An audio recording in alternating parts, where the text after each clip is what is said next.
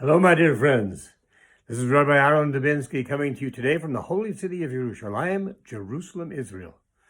Power. Everybody knows the word. Everybody has a feeling for the word. What is it? How do you get it? How do you keep it? What age does it come into your life? There's all sorts of questions about power. I want to give you a little story to get things started off here. It's a story about a man who's walking down the street. He's just minding his own business, and he's walking down the street, and all of a sudden, somebody coming past him from the other direction goes, BAM! Hits him right in the face. Almost knocks the guy out. And then walks on before the guy can get up and come after him. And the guy's thinking, what did I do? Why is this coming to me? What is the problem with this? Why did I have to get hit? So let's just change the scenario just a little bit from the street to a boxing ring. Now we're in the boxing ring. Same guy's in there, and the guy across the way is beating up on him, something terrible. And then it's when he gets done with him, another guy gets into the ring, and every time he ducks, every time he moves, the guy hits him with his left hook. Every time. Like he knows he's going to do this. And he hits him, and he hits him, and he hits him, and he hits him, and he hits him. Difference here. Instead of wanting to go after the guy and beat him up, the guy's a boxer, and he's going to hug his coach. Why? Because his coach noticed something when he was sparring with the other guy. He noticed every time this guy made this particular move, he left himself wide open to be clobbered. So the guy who gets hit is very, very grateful to his coach for the fact that he told him, this is what you need to be careful of. Would you rather be hit by your coach in a practice match than by the opponent in a for real match? Of course you would. It's the same scenario. Somebody being hit inexplicably because we don't know all the rest of it goes into the story, and that's where our problem is, my friends. We don't always know what is the rest of the story. So we have to learn, and we have to be patient, and we have to get things. How do we get to power? Well, some people get to it very simply at a very early age. Avram, at the age of 3, decided, you're going to love this one, that statues are not gods. There's only one God. And you can't see him, and you can't touch him, and you can't get too close to him. You can't see him in your life all the time. But he knew he was there, so much so that he destroyed all the idols that his father had built and basically blamed it on the biggest one that was there, which his father said, that's ridiculous. And he got it. He got the point. 3 years old, Avraham Avinu. Rivka, Imenu, the second of the matriarchs. Rivka Imenu, at the age of 3. Again, at the age of 3. She's out there getting water for her flock, and she becomes noticed in the eye of Eliezer. So Eliezer asked her to come with him, and this little girl is asked by her family. You're going to love this. The family asked, do you want to go? Now, I want you to just think for a minute about the people you knew today. How many of them would be comfortable with their 3-year-old going off with a guy who they just met the day before to go get married? And it's not like you could call and say, did you get there okay? No, yeah, okay. You know, you couldn't send a UPS letter to them. You couldn't check. They were gone, and they were gone. And you just hopefully you knew about where they were going. But this was at the age of 3. Okay, David HaMelech. Age of 3. His father sent him out to watch the flocks because he thought he was an illegitimate son, which he was not. But he thought he might be, and he figured, well, this would take care of him. The animals would most surely eat him up. But they didn't. He eats the animals up. And he does this again at the age of 3. Could you or I have done this at the age of 3?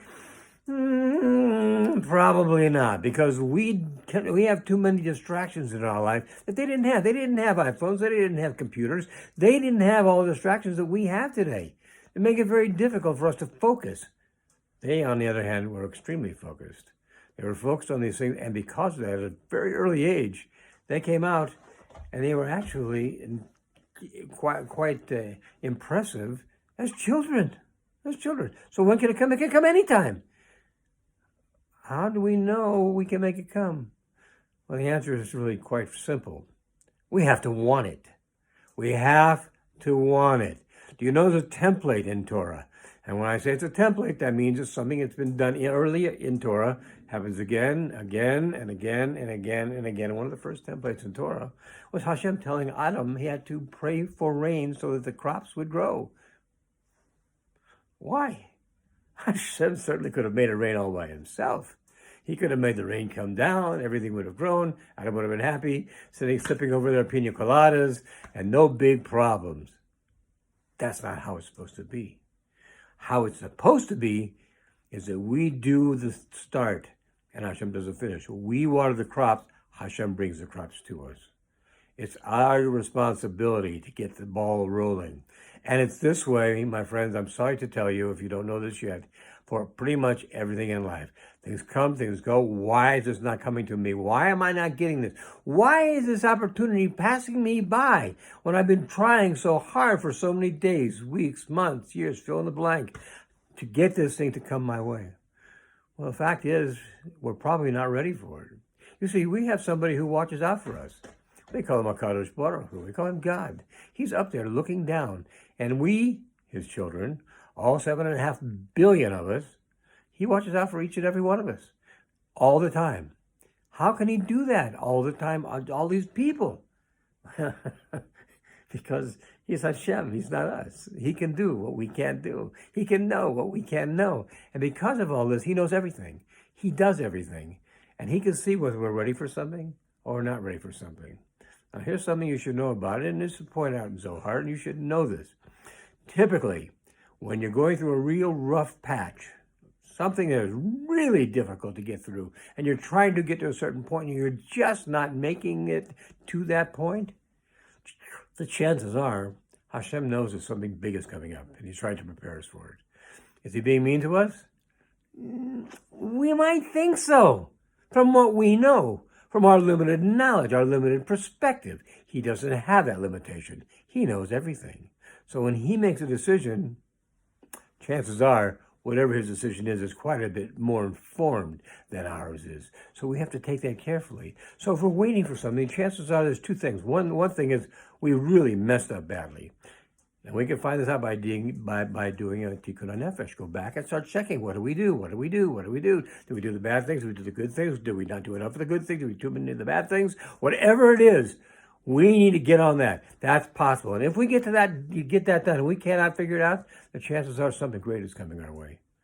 And what we're going through is to toughen us up, to prepare us, to give us more knowledge, to give us more background, to give us more experience, to give us whatever it is that Hashem feels we need in order to be able to do what he wants us to do, so we can do it properly and it can come out to the best possible results. Oh, my friends, that's power. I mean, let's face it, where does power come from? Power comes from the creator of the universe. Is there anything more powerful than the power that created the universe? I don't think there is. And how were we made? He blew into our nostrils. He blew his soul into us. What is that soul? That soul is just a little tiny piece of Hashem. You have it. I have it, I hope. Most of the people we know have it. Everybody we know has it. They just don't always recognize it. And the reason they don't always recognize it is because it's quite often hidden. It's hidden in the form of something else. So we don't see exactly what it is. So again, when we talked about last week, we have to start removing the klipot. We have to start taking away the things that stand between us and that, whatever they may be. And that's how we start to get close to Hashem. And when we get closer to Hashem, when we do what it is he wants us to do, then all bets are off. He can just say, my child, you did what I was wanting you to do. I'm so happy you did. And because you've done that, now what you wanted is coming to you with very little effort. Understand that most of the things we have to do with Hashem require very little effort on our part. The effort is required at the beginning, a little bit. There are rabbiim who will tell you, you do the first 5%, and Hashem is more than happy to drag you through the other 95%. Is it true? Have you ever tried it? Well, I think it's worth a try because this is what we need to find out. We're all looking for Mashiach to come. And we've talked about this before.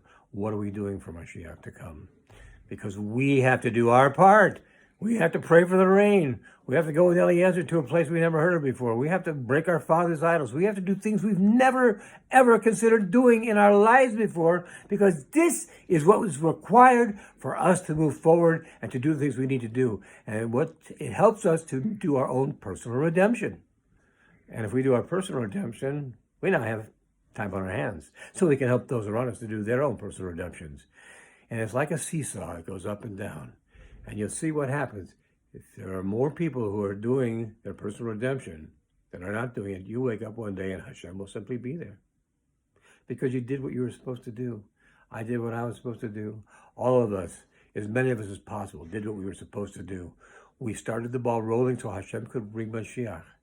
So what would happen then at this point is we get our personal redemption, which leads to a final redemption, which brings us all to a place where we get the coming of Mashiach Tzidkenu and the third Beit HaMikdash b'meir Rav Yameinu. My friends, have an exceptional Shabbos. Be well and take these things to heart. Think about them. You've got all weekend to do this. So when you see that what I said is right, you see how you can start changing your life immediately. Be well. God bless.